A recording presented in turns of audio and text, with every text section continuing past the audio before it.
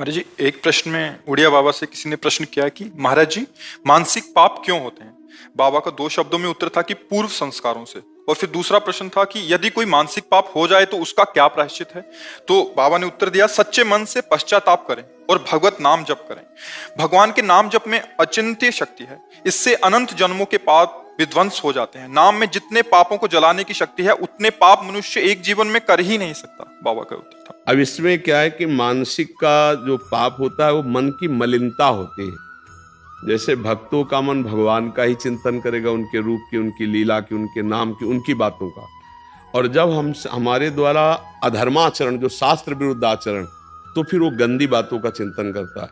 और जब गंदी बातों का चिंतन करता है तो वही दूसरों पर आरोप लगाने लगता है। जो हमारा मन गंदा होता है ना, तो हमारा मानसिक पाप बनने लगता है। जो हमारा चिंतन होता है, जैसे पूज्य है कोई जिसके हमको रक्षा करनी चाहिए, चरण छूने चाहिए, जैसे बहन है या और भी कोई पूज्य संबंध है, अगर हमारा काम चिंतन गाढ़ है तो चूकेगा नहीं। मन भले शरीर से ना हो, पर मन वो गलत भावना कर बैठेगा। ऐसे ही बहुत लाखों मानसिक पाप होते हैं। आप देखो ना, जिस मन में भजन नहीं होता वो करता क्या है, राग द्वेष का चिंतन करता है, नाना प्रकार के जो लाखों पाप, तभी मलिनता भरती चली जाती है। पर कलयुग का एक प्रताप है, कलिकर एक पुनीत प्रतापा, मानस पुण्य होए नहीं पापा। अगर मानसिक पाप का दंड मिलता तो हमारी दुर्गति पक्की थी। पर कलयुग में चूंकि मलिन हृदय अधिक होंगे, इसलिए सिद्धांत बना दिया गया कि जब तक शरीर से पाप नहीं होगा तब तक मानसिक पाप का दंड उसे नहीं दिया जाएगा।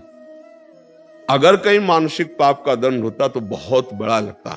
तो हमारे मानसिक पाप बने ही ना, क्योंकि मानसिक चिंतन कलयुगी प्राणी उसे रोक नहीं सकता, क्रिया में उतार देगा, क्योंकि उसमें क्षमता नहीं है। इसीलिए अगर मानसिक चिंतन रुक जाए, जैसे मन ने हमारे कुछ गलत सोचा, अब हमारी क्षमता नहीं कि उसकी सोच को मिटा दे, हमको गलत करना पड़ेगा। वो हमको विवश कर देगा, वो हमें पागल बना देगा। कोआ मदांधो मदना तुरुवा, जहां कामना प्रबल हुई तो आदमी पागल हो जाता है। बाद में वो खुद सोचता है, ग्लानि करता है, यार मुझे नहीं करना चाहिए, ऐसा क्यों हो गया। वो जो कामना जागृत हुई, अब वो कामना संकल्प बन गई तो क्रिया करा के रहेगी। अगर केवल स्फुरणा हुई, शांत हो गई तो बच गए। तो स्फुरणा ही ना हो, इसके लिए कोई उपाय। बाबा कह रहे नाम जप, भगवान के नाम जप से सारी मानसिक मलिनता भस्म हो जाएगी। वही चिल्ला चिल्ला के कहते कि राधा राधा राधा राधा हर समय रटते रहो, बच जाओगे। जो मानसिक पाप हैं, जो शारीरिक क्रियाओं में परिणित हो जाते हैं, उनको हम वहां उदय ही ना होने दें, उनका संकल्प ही ना बनने दें। तो राधा राधा राधा राधा हम नाम जप करते रहे। और सच्ची बात, कभी कामनाओं की पूर्ति नहीं होती, कभी नहीं हुई। देखो आप लोग इतनी अवस्था के हो, हर सुख देखे हो गृहस्थी के, क्या मन शांत हो गया, क्या तृप्त हो गया। बस वही चाल उसकी है जो बचपन में थी, वही आज है। देखो ईमानदारी से देखो, अगर रुका है तो भजन से रुका है, दूसरा कोई उपाय नहीं तो पूरा जीवन हमारा ऐसे खोखला हो जाएगा, नष्ट हो जाएगा। और ये भोग लें, ये देख लें, ये सूंघ लें, ये छू लें, ये खा लें, इसी में जीवन चला जाता है। चलो, जैसी भी परिस्थितियों पर राधा राधा तो बोलते रहो। नहीं संभाल पा रहे हो, राधा राधा बोलते रहोगे, सब संभल जाएगा। नाम जप में बड़ी सामर्थ्य है भगवान का। और एक बात बाबा कह रहे हैं कि तुम चिंता ना करो, अगर आगे पाप तुमसे ना बने, ऐसा तुम भजन कर लो, ऐसा अपना आचरण सुधार लो, तो कह रहे तुम्हारे सारे पाप नष्ट हो जाएंगे। इतने पाप तुम कर ही नहीं सकते जितने नाम में पाप नाश की सामर्थ्य है। महाराज जी, एक इसमें बाबा कह रहे हैं कि नाम जप में अचिंत्य शक्ति है। अचिंत्य का तात्पर्य होता तुम सोच भी नहीं सकते कि उसमें कितनी सामर्थ्य है। अरे जब भगवान को अधीन कर लेता है नाम जपक, तो और तो बात है। सुमीर पवन सुत पावन नामू, अपने बस करी राखे रामू। भगवान को अधीन कर लिया तो और शक्ति की क्या बात। और भगवान भी नाम की महिमा को नहीं पूर्ण रूप से गाए। वो कहूं कहां लगी नाम बढ़ाई, और राम न सके नाम गुण गाई। इसलिए अचिंत शक्ति, स्वयं भगवान वर्णन करना चाहे तो वो नाम की महिमा का वर्णन नहीं कर सकते। नाम जापक भगवान अजित को अपने अधीन कर लेता है, तो अचिंत शक्ति नाम की है कि आप सोच भी नहीं सकते कि नाम जप से क्या क्या हो सकता है। इसलिए निरंतर नाम जप का जो अभ्यास है वो अचिंत शक्ति को जागृत करता है। थोड़ा बारा तो लगभग लगभग जो थोड़ा सात्विक है वो तो जपते हैं, करते हैं, पर बात बनेगी निरंतरता में। कोई श्वास टूटे ना, छूटे ना नाम में। राधा राधा राधा राधा राधा राधा।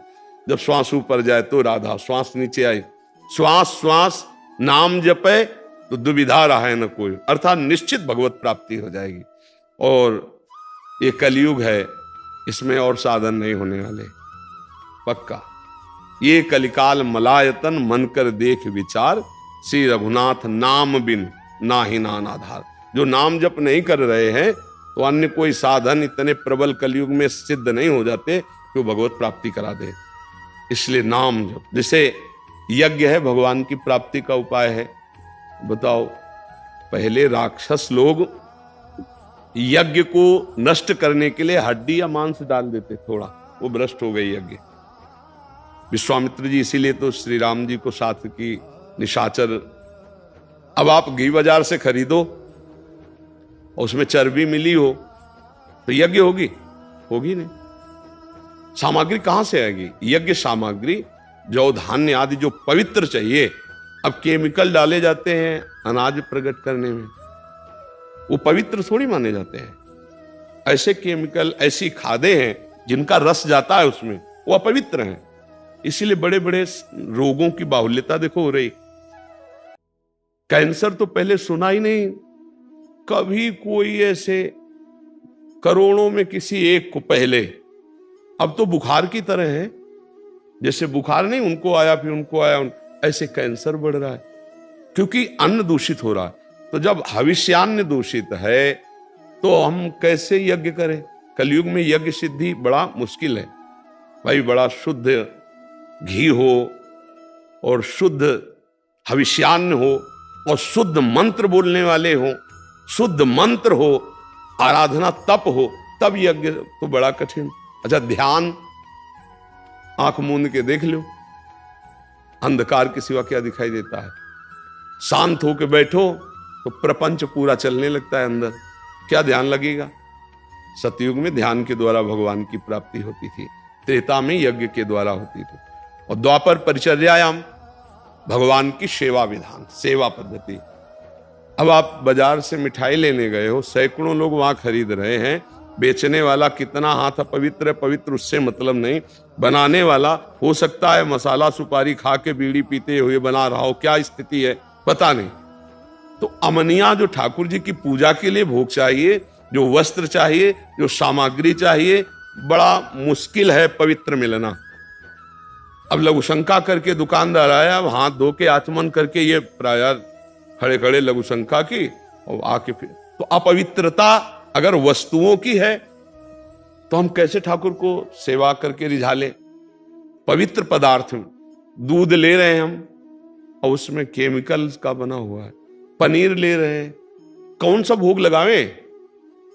हर घर में गाय तो नहीं पाली जा रही ने, तो सेवा पद्धति ठाकुर की कैसे होगी? गाय के दुग्ध से स्नान कराया, गाय के घी से बने हुए पकवान सुंदर भोग लगाए, भगवान की आरती उतार, कहां है? कोई बिरला ही नहीं। तो अब कहां सेवा भाव कि हर घर में 2-4 गाय हैं और उनको अब तो आधुनिकता, ट्रैक्टर का जमाना, तो हम भगवत सेवा के बल से भगवान को प्राप्त कर ले, ये भी बड़ा कठिन हो गया। ये द्वापर में था, द्वापर में परिचर्यायाम। अब एक उपाय रह गया है, कलौ तद्धरि कीर्तनात्, भगवान के नाम का जप और कीर्तन यही मंगल करेगा।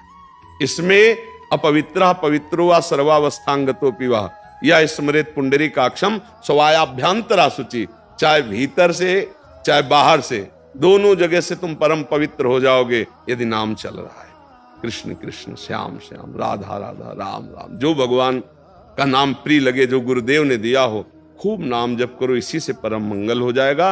अचिंत शक्ति नाम में विराजमान, मतलब तुम सोच नहीं सकते, करतुम अकर्तुम अन्यथा करतुम, सर्व समर्थ भगवान का नाम है, बस जपने लगो। जैसे गरीब आदमी 1-1 रुपया जोड़ता है, ऐसे राधा राधा राधा राधा राधा राधा, चाहे नहाए हो या ना नहाए हो, अपवित्र पवित्र हुआ, सोच में बैठे तो भी अंदर अंदर जप रहे राधा राधा राधा। मतलब सोच में दिल फेल हो जाए तो क्या करो? तो सोच में भी हमें अलर्ट रहना है। शौचालय में गए, राधा राधा, नाम के लिए कोई निषेध नहीं, मंत्र के लिए निषेध, मंत्र नहीं जप सकते, नाम को कहीं भी जप सकते हो। अपवित्रा पवित्र हुआ, चाहे पवित्र हो चाहे पवित्र हो, तो खूब नाम जप करे तो शारीरिक मानसिक सब पापों से मुक्ति मिल जाती है और भगवान हमें अपनी शरण में ले लेते हैं। हमारा आवागमन जो जन्म मरण का चक्र है इससे छुटा देते हैं।